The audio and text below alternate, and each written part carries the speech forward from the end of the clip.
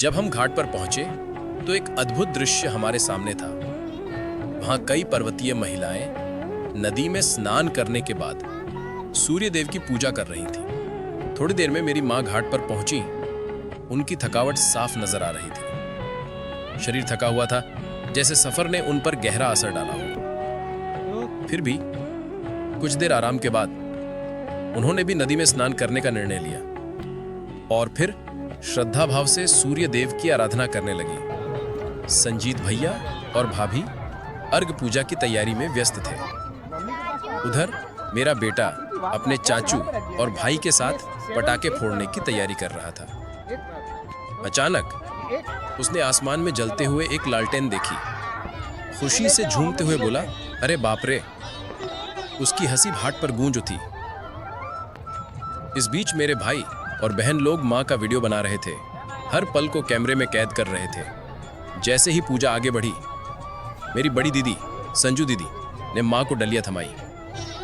मां ने बड़े श्रद्धा भाव से सूर्य देव को प्रणाम किया। फिर परिवार के सभी लोग बारी बारी से अर्घ देने लगे। मैंने भी अपना अर्घ दिया, जो इस पूजा का अहम हिस्सा था।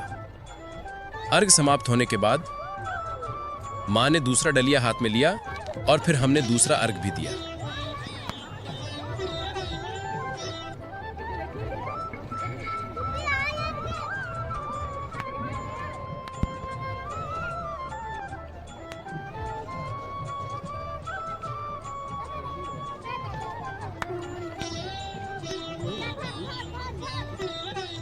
अर्घ पूजा के बाद मां की सारी विधियां, जिसे हम देसी भाषा में पलटा कहते हैं, भाई भाभी और दीदी मिलकर सबके चेहरे पोंछ रहे थे।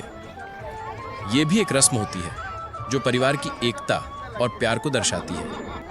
फिर दीदी, भाई और भाभी मिलकर नदी में पलटा धो रहे थे। यह एक बहुत ही महत्वपूर्ण संस्कार था। संजीत भैया और छोटी बहन रेनू दोनों कपूर का पावन प्रवाह कर रहे थे।